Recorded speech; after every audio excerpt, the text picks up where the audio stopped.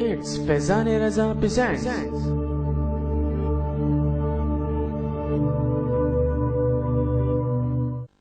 بسم اللہ الرحمن الرحیم۔ اللہ تبارک و تعالیٰ کے پاکیزہ نام سے آغاز کرتے ہیں جو بہت مہربان نہایت رحم والا ہے۔ حدیث نمبر 240 پر کلام چل رہا تھا۔ عبداللہ بن مسعود رضی اللہ تعالیٰ عنہ راوی ہیں۔ شروع اسلام میں نبی کریم صلی اللہ علیہ وسلم نماز ادا کر رہے ہیں، کفار کعبۃ اللہ کے پاس موجود ہیں۔ انہوں نے منصوبہ بنا کر ایک شخص کو راضی کیا اور اس نے حالت سجدہ میں نبی کریم صلی اللہ علیہ وسلم کی پشت مبارکہ پر ایک اونٹنی کی بچہ دانی ڈال دی۔ بی بی فاطمہ رضی اللہ تعالی عنہا نے اس کو ہٹایا اور اپنے روایت میں سماعت فرمایا تھا کہ نبی کریم صلی اللہ علیہ وسلم اسی طرح رہے، آپ ہٹے نہیں،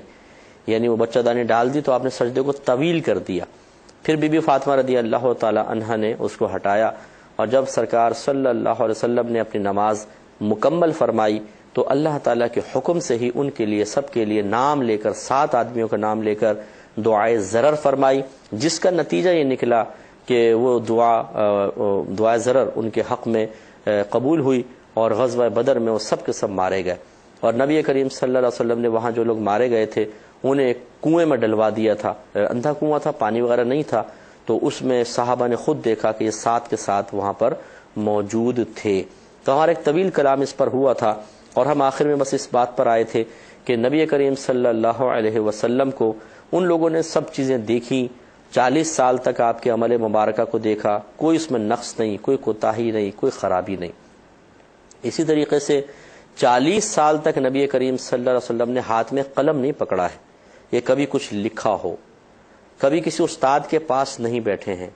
کبھی کوئی کتاب نہیں پڑھی ہے، کبھی آپ اہل کتاب کے پاس نہیں گئے ہیں باقاعدہ۔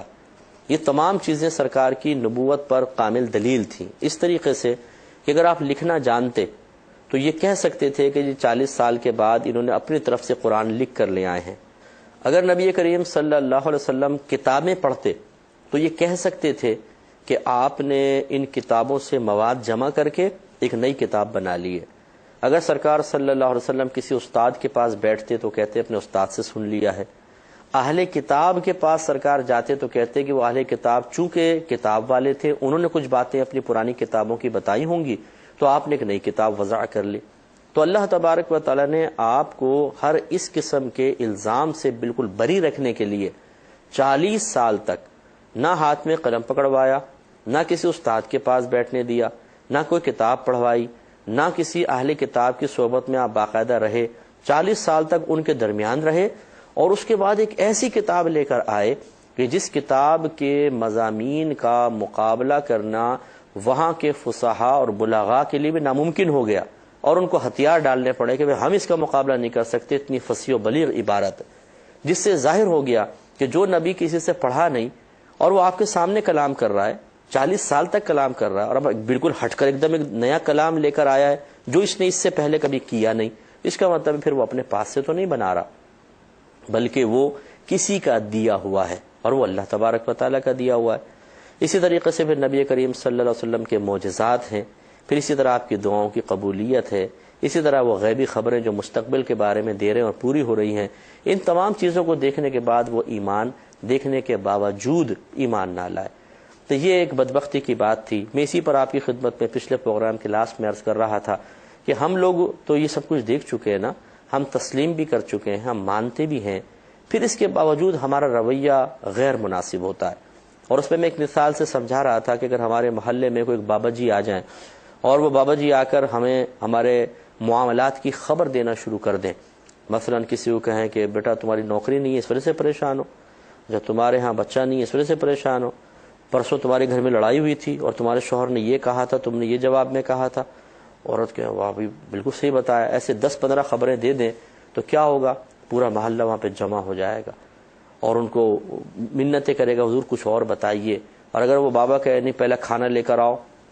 50 قسم کے کھانے آ جائیں گے، یعنی جو وہ کہے گا کوشش کریں گے پورا کریں تاکہ ان سے فائدہ حاصل کریں۔ تو خلاصہ کلام یہ ہے کہ جب ایک عام سا شخص جس کی چند خبروں پر ہم اسے بزرگ تسلیم کر کے اس کی فوری طور پہ اطاعت کے لیے ہم تیار ہو جاتے ہیں، بلکہ اگر وہ مشقت والا کوئی عمل کہے، مثال کے طور پہ کوئی بہن کے بچہ نہیں ہو رہا اور بابا جی نے کہا کہ تمہیں یہ عمل کرنا پڑے گا، پوری رات جاگ کر 7 راتوں تک یہ عمل کرنا پڑے گا، وہ عورت کہے گی جی میں کرنے کے لیے تیار ہوں، اور کرے گی بھی اتنے یقین کے ساتھ کہ نہیں یہ بابا جی بڑے پہنچے ہوئے ہیں، جو کہہ رہے ہیں ویسا ہی ہو جائے گا، تو اس کی یقین کی کیفیت کچھ اور ہوگی۔ تو اب جب ایک عام آدمی کے بارے میں ہم یہ تاثرات رکھتے ہیں، یہ ہماری سوچ ہے کہ ہم اس کی بات کو اہمیت بھی دے رہے ہیں، اور وہ جو باتیں ہمیں کہہ رہا ہے اس میں چاہے کتنی ہی مشقت کیوں نہ ہو، ہم اسے خوش دلی سے قبول کر کے عملی طور پہ اس کو نافذ بھی کر رہے ہیں، اس کو ثبوت بھی دے رہے ہیں،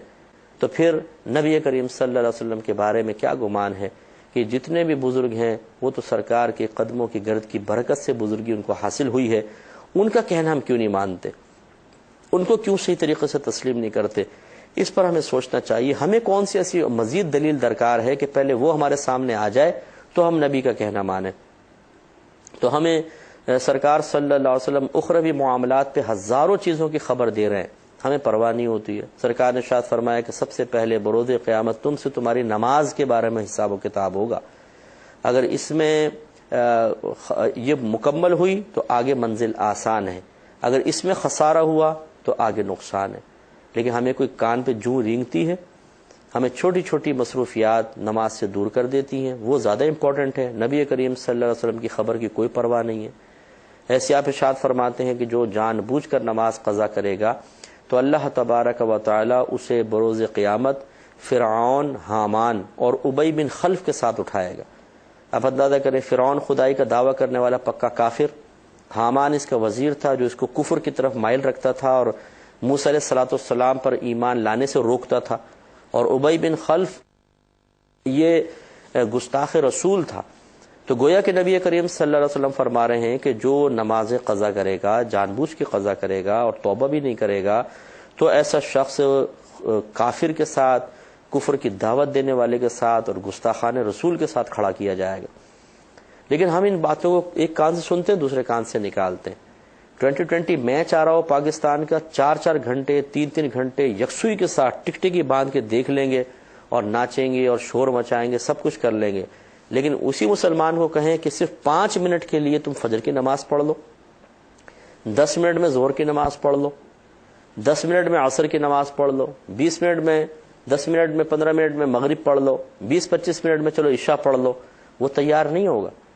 کیونکہ وہاں نبی کریم صلی اللہ علیہ وسلم کا فرمان علی شان ہے اور یہاں نفس و شیطان ہے۔ گویا کہ معاذ اللہ ثم معاذ اللہ ہم نے نفس و شیطان کو زیادہ اہمیت دے دی ہے، نبی کریم صلی اللہ علیہ وسلم کے فرمان کی کوئی اہمیت نہیں ہے۔ تو پھر ہم میں اور ان کفار میں ایک چیز تو مشابہ ہو گئی کہ انہوں نے بھی مکمل طور پہ نبی کو نہ پہچان سکے، نہ جان سکے۔ اگر مکمل پہچان لیتے تو کبھی اس قسم کی حرکتیں وہ نہ کرتے۔ تو ہم بھی اس کا مطلب کلمہ پڑھ چکے ہیں، اپنے آپ کو بعض اوقات محب رسول بھی کہتے ہیں، عاشقان رسول بھی کہتے ہیں، لیکن صحیح یہ ہے کہ ہم نے بھی ابھی تک عظمت رسول کو سمجھا نہیں ہے، ابھی تک نبی کریم صلی اللہ علیہ وسلم کے فرمان کی اہمیت ہمارے قلب میں راسخ نہیں ہوئی ہے۔ جس دن یہ راسخ ہو جائے گی اس دن ہمارا عمل ویسا ہوگا جیسا صحابہ کرام علیہم رضوان کا تھا کہ سرکار کی زبان سے کچھ نکل گیا تو بس پورا کرنا ہے۔ اس چیز پر ہمیں ضرور توجہ کرنی چاہیے۔ آگے چلتے ہیں۔ امام بخاری رحمۃ اللہ علیہ نے ایک اور باب قائم کیا ہے کہ باب البزاقی والمخاط ونحوہ فی الثوب، کہ کپڑے میں کچھ منہ سے جو کچھ نکلے اس کو لے لینے کا باب۔ یعنی بعض اوقات ایسا ہوتا ہے جیسے انسان نماز پڑھ رہا ہے، مثال کے طور پہ تھوک آ گیا مثال کے طور پہ، تو اب وہ کیا کرے؟ جیسے حالت روزہ میں خاص طور پر آ جاتا ہے، تو اب ایسا اگر کوئی چادر اوڑھ کے نماز پڑھ رہا ہے تو انسان چادر میں اس کو لے سکتا ہے، جو بظاہر ایک مطلب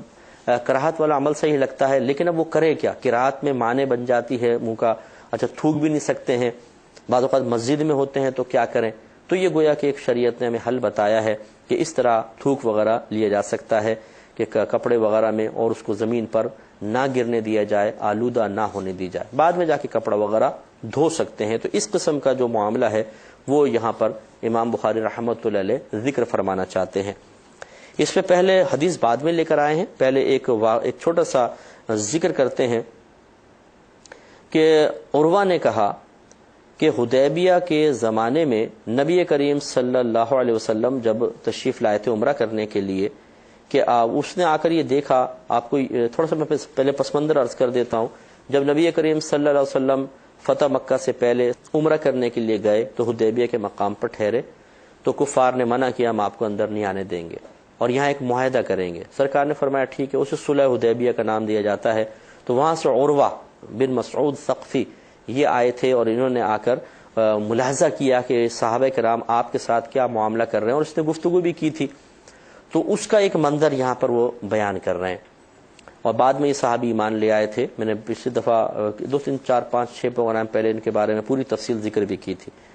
تو وہ یہ کہتے ہیں کہ انہوں نے جب آ کر دیکھا کہ نبی کریم صلی اللہ علیہ وسلم جب بھی اپنے دہن اقدس سے کچھ نکالتے تھے تو وہ کسی نہ کسی صحابی کے ہاتھ پر گرتا تھا، اور وہ صحابی اس کو اپنے چہرے اور جلد پر مل لیتا تھا۔ تو دیکھیں ہمارے نبی کریم صلی اللہ علیہ وسلم کو اللہ تعالیٰ نے بڑا پاکیزہ اور بہت خوشبودار بنایا تھا۔ ہمیں اپنے اوپر تو ان کو قیاس کرنا ہی نہیں چاہیے۔ جو قیاس کرے، جو کہے نا کہ ہمارے نبی ہماری مثل تھے، وہ بالکل بیوقوف انسان ہے، اس لیے کہ بشر ہونے میں یقیناً ہم بھی بشر ہیں، وہ بھی بشر ہیں، لیکن یعنی تمام نبی بشر ہیں، اس کو کوئی انکار نہیں کر سکتا۔ جو انکار کرے گا کافر ہو جائے گا، کیونکہ قرآن سے ثابت ہے۔ لیکن اس میں بھی ہماری ان کی مماثلت نہیں ہے۔ ہماری بشریت ناقص ہے، ان کی بشریت انتہائی درجے کی کامل ہے۔ اور اللہ تبارک و تعالی نے ہر نبی کو، خصوصاً ہمارے نبی کریم صلی اللہ علیہ وسلم کو اتنا پاکیزہ بنایا ہے کہ آپ کے لعاب دہن اقدس سے خوشبو، اور اتنا مبارک وہ لعاب دہن اقدس ہے کہ جس پانی میں مل جاتا تھا میٹھا ہو جاتا تھا۔ اور اسی طرح آپ نے لعاب دہن اقدس کسی کی آنکھ پہ لگایا تو آنکھ ٹھیک ہو گئی، کسی کی ٹوٹی ہوئی پنڈلی پر لگا دیا تو پنڈلی ایسی جڑ گئی، ایسی مضبوط ہو گئی کہ پھر اس کے بعد وہ ہلی نہیں۔ تو اس کا مطلب یہ ہوا کہ نبی کریم صلی اللہ علیہ وسلم کے اسی طرح جسم سے جو خوشبو برآمد ہوتی تھی، آپ کا پسینہ مبارکہ اتنا خوشبودار، جیسے بعض روایتوں میں کتاب الشفا وغیرہ میں روایات مل جائیں گی کہ بعض اوقات تو جن کے پاس عطر نہیں ہوتا تھا وہ آپ کے پسینے کو جمع کر کے لگاتے تھے تو عطر کی خوشبو آنے لگتی تھی۔ تو اسی تناظر میں جب آپ دیکھیں گے تو اس میں کوئی ایسی بات نہیں ہے کہ نبی کریم صلی اللہ علیہ وسلم کے ایک ایک جسم کے حصے میں جو آپ کے بدن سے چیزیں جدا ہو رہی ہیں، چاہے وہ بال ہے، چاہے وہ لعاب دہن اقدس ہے، اتنا بابرکت ہے کہ جو اس سے برکت حاصل کرتا تھا وہ عرصہ دراز تک اس کے فیض سے فیضیاب ہوتا رہتا تھا۔ تو انہوں نے دیکھا کہ اس طرح معاملہ ہو رہا ہے، تو اس سے یہ امام بخاری رحمۃ اللہ علیہ نے یہ باب قائم کیا تھا کہ کپڑے میں منہ سے جو کچھ نکلے اس کو لے لینے کا باب۔ تو یہ سمجھا رہے یہ ہیں کہ اس میں اگرچہ کپڑے کا ذکر تو نہیں ہے، لیکن نبی کریم صلی اللہ علیہ وسلم کے لعاب دہن اقدس صحابہ کرام نے ضرور اپنے ہاتھوں پر لیا ہے اور اس کو حصول برکت کے لیے جسم سے لگایا ہے، اور اللہ تعالیٰ نے بے شمار ان کو برکات عطا فرمائی ہیں۔ اس پر حدیث نمبر 241 لے کر آئے ہیں، اور حضرت انس رضی اللہ تعالی عنہ اس کے راوی ہیں۔ یہ کہتے ہیں کہ میں نے دیکھا کہ نبی کریم صلی اللہ علیہ وسلم نے اپنے کپڑے مبارکہ میں لعاب دہن اقدس لیا ہے، یعنی کسی مصلحت کی بنا پر آپ نے لیا ہے، اور یہی اس باب کا عنوان بھی ہے۔ اگلا باب قائم کیا ہے، باب لا یجوز الوضوء بالنبیذ ولا بالمسکر، نبیذ اور نشہ آور مشروب کے ساتھ وضو کرنا جائز نہیں ہے، اس کا باب۔ دیکھیں نبیذ کا مطلب یہ ہوتا ہے کہ مثال کے طور پہ آپ کھجور پانی میں ڈال دیں اور چھوڑ دیں، اور ان کھجور کی مٹھاس اس پانی کے اندر پیدا ہو جائے تو اس کو نبیذ کہتے ہیں۔ اسی طریقے سے منقع ہوتا تھا، اسی طرح لوگ شہد ملا کے تھوڑی دیر چھوڑتے تھے، شہد کا اثر پانی میں آ جاتا تھا، اسے شہد کا نبیذ کہا جاتا تھا۔ کشمش کا نبیذ ہوتا تھا، منقع کا، اور اس طرح گیہوں وغیرہ کا، تو یہ نبیذ ہوتے تھے۔ تو اس میں کھجوروں کا یہ اس طرح عرب لوگ شربت سا سمجھ لیں تیار کر لیا کرتے تھے، منقع، شہد، گندم، جو، ان کو پانی کے اندر ڈال کے رکھ دیا کرتے تھے، ان کا اثر پانی کے اندر آتا تھا، پھر اس کو وہ پیتے تھے، تو اس کو نبیذ کہتے ہیں۔ کبھی اس کو پکاتے تھے ان کے ساتھ۔ تو یہ ہوتا یہ ہے کہ اگر آپ ان چیزوں کو بہت عرصے تک پانی میں چھوڑیں تو بسا اوقات نشہ بھی پیدا ہو جاتا تھا۔ تو جب تک نشہ پیدا نہیں ہوگا اس کو صرف نبیذ ہی کہیں گے، جب نشہ پیدا ہو جائے گا تو مسکر بھی کہیں گے۔ مسکر مانے نشہ دینے والی چیز۔ تو اس نبیذ سے مثال کے طور پہ آپ نے رات کو کھجوریں بھگو دی اور صبح آپ نے تھوڑا چکھا تو کھجوروں کی مٹھاس اس میں آ گئی، آپ نے کھجوریں نکال لی، اب آپ نے دیکھا کہ پانی نہیں ہے وضو کے لیے، تو کیا ہم تیمم کریں یا اس نبیذ تمر سے یعنی کھجوروں کے شربت سے ہم وضو کر سکتے ہیں؟ اس میں اختلاف ہے۔ احناف کے نزدیک جب تک یہ نشہ آور نہ ہو اور گاڑھا نہ ہو جائے، اگر پتلا ہے، رقت ہے اس میں، تو بالکل اس سے وضو ہو سکتا ہے، کیونکہ کھجور پاک چیز ہے یا گندم وغیرہ جو ہے یہ پاک چیز ہے، اور پاک چیز کا تھوڑا بہت اثر اگر پانی میں آ جائے جس سے اس کی رقت اور سیلان متاثر نہ ہو، رقت یعنی پتلا پن، سیلان مانے بہنے کی قوت متاثر نہ ہو، تو اس سے بالکل وضو ہو سکتا ہے۔ اور ہماری دلیل اس پر یہ ہے کہ دیکھیں سمندر کا پانی بعض اوقات آپ اٹھا کر دیکھیں برتن میں گرین کلر کا ہوتا ہے، بعض جگہ بلو کلر کا ہے، بعض جگہ بلیک کلر کا ہے، یعنی پانی کا رنگ مختلف چیزوں کے اثر کو قبول کرنے کی وجہ سے تبدیل ہوتا ہے، لیکن نبی کریم صلی اللہ علیہ وسلم نے اس پانی سے وضو کرنے کو جائز قرار دیا ہے۔ اس کا مطلب یہ ہوا کہ پانی میں اگر کوئی پاک شے مل جائے اور تھوڑا بہت اس کا رنگ وغیرہ ظاہر ہو جائے تو اس سے پانی وضو کے قابل ہونے سے باہر نہیں ہو جاتا۔ اسی طریقے سے آپ تھوڑا سا غور فرمائیں، جنہوں نے دریا دیکھے ہیں، دریا سندھ ہے، دریا چناب ہے، راوی وغیرہ ہے، ان میں کتنی گرد ہوتی ہے، اتنا مٹیالہ پانی ہوتا ہے، صاف ستھرا پانی تو نہیں ہوتا، مٹی والا پانی چل رہا ہوتا ہے۔ بتائیے اس سے وضو کرنا جائز ہے کہ نہیں ہے؟ تو بالکل جائز ہے، ہر ایک اس کو تسلیم کرتا ہے، حالانکہ مٹی اس پہ اتنی غالب نظر آتی ہے کہ پورا رنگ ہی مٹیالہ ہو جاتا ہے، شفاف پانی ہوتا ہی نہیں ہے۔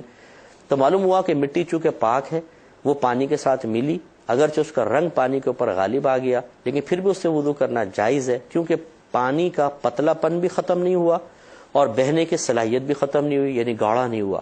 تو اسی طریقے سے بس یہ احناف یہ کہتے ہیں کہ اس میں کوئی منقع کھجور وغیرہ ملا بھی لی گئی اور اس سے اس کا پتلا پن اور بہنے کی قوت پہ فرق نہیں آیا تو بالکل جائز ہے۔ اچھا، اسی طرح اگر وہ نشہ آور ہو جاتا ہے پھر منع ہے، کیونکہ پھر وہ اس کا نام بدل جاتا ہے، پھر وہ شراب کی قسم میں چلا جاتا ہے، اس کا نام شراب ہو جاتا ہے، اور تو اس سے نام جب بدل جائے پانی کا تو اس سے بھی وضو کرنا جائز نہیں ہوتا ہے، تو اس وجہ سے منع کر دیا گیا۔ ورنہ اگر تھوڑی بہت اس میں اسمیل آ گئی، کھجوروں کی مثال کے طور پہ یہ مٹھاس آ گئی ہے اور پانی اپنی رقت اور سیلان پر باقی ہے، تو فرض ہے کہ اس پانی سے وضو کیا جائے، اور نبی کریم صلی اللہ علیہ وسلم سے بھی نبیذ سے وضو کرنا بہرحال ثابت ہے، اس لیے احناف کے پاس یہ دلیل ہے۔ امام شافعی رحمۃ اللہ علیہ اس کا انکار فرماتے ہیں، تو یہ کہتے ہیں کہ لا، یہ چونکہ امام شافعی رحمۃ اللہ علیہ کے اکثر تائید کی حدیثیں لے کر آتے ہیں، امام بخاری رحمۃ اللہ علیہ، تو یہ ان کے مسلک کے مطابق ہے کہ باب لا یجوز الوضوء بالنبیذ ولا بالمسکر، نبیذ اور نشہ آور مشروب کے ساتھ وضو کرنا جائز نہیں ہے، اس کا باب۔ تو ہم بھی ایک صورت میں نبیذ سے وضو کو ناجائز کہتے ہیں جب وہ گاڑھا ہو جائے پانی، اور اسی طرح نشہ آور ہو جائے تو ہم بھی منع کرتے ہیں، لیکن اس میں ہمارے امام شافعی رحمۃ اللہ علیہ کے مسلک میں جو فرق ہے وہ میں آپ کی خدمت میں عرض کر چکا ہوں، بقیہ تفصیل انشاءاللہ عرض کریں گے نیکسٹ پروگرام میں۔ وآخر دعوانا ان الحمد للہ رب العالمین۔